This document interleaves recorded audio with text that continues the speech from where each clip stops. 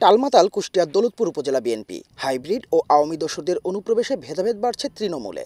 দলের সিনিয়র নেতাদের কার্যক্রমে ক্ষুব্ধ মাঠ পর্যায়ের কর্মীরা।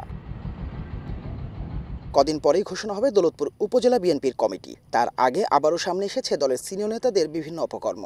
একে তো হাইব্রিড ও আওয়ামী দোসরদের মদদ দেওয়ার অভিযোগ রয়েছে সম্প্রতি ঘোষিত কুষ্টিয়া জেলা বিএনপির আহ্বায়ক কমিটির সিনিয়র যুগ্ম আহ্বায়ক, সংস্কারপন্থী দৌলতপুরের সাবেক সংসদ সদস্য ও উপজেলা বিএনপির সভাপতি রেজা আহমেদ বাচ্চু মোল্লার বিরুদ্ধে। তার উপর বাচ্চু মোল্লার নিকটাত্মীয়দের বিভিন্ন অপকর্মে ক্ষুব্ধ তৃণমূলের নেতাকর্মীরা। এর মাঝেই সামনে এলো বাচ্চু মোল্লার নিকটাত্মীয় তারেক রহমানের মানসিক ভারসাম্য নিয়ে প্রশ্ন তোলা দৌলতপুর উপজেলা বিএনপির প্রচার সম্পাদক জহুরুল করিম বিশ্বাসের ছেলে জারিফ হাসান অস্ত্রসহ সেনাবাহিনীর অভিযানে আটক হওয়ার খবর। জারিফ একাই আটক হননি, তার সাথে আটক হওয়া বাকি দুজনের একজন পিয়ারপুর ইউনিয়ন যুবদলের আহ্বায়ক সোহাগ আলী বিশ্বাস ও অন্যজন পিয়ারপুর ইউনিয়ন যুবলীগের সিনিয়র সহসভাপতি জাহাঙ্গীর আলম।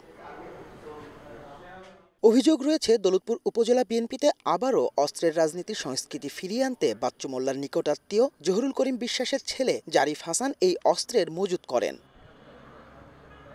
দলের সিনিয়র নেতারা বলছেন, স্বার্থন্বেষী মহলের মদদে হাইব্রিড ও আওয়ামী দোসররা অনুপ্রবেশ করে বিভিন্ন অপকর্মে দলের ভাবমূর্তি ক্ষুণ্ণ করার অপচেষ্টা চালাচ্ছে।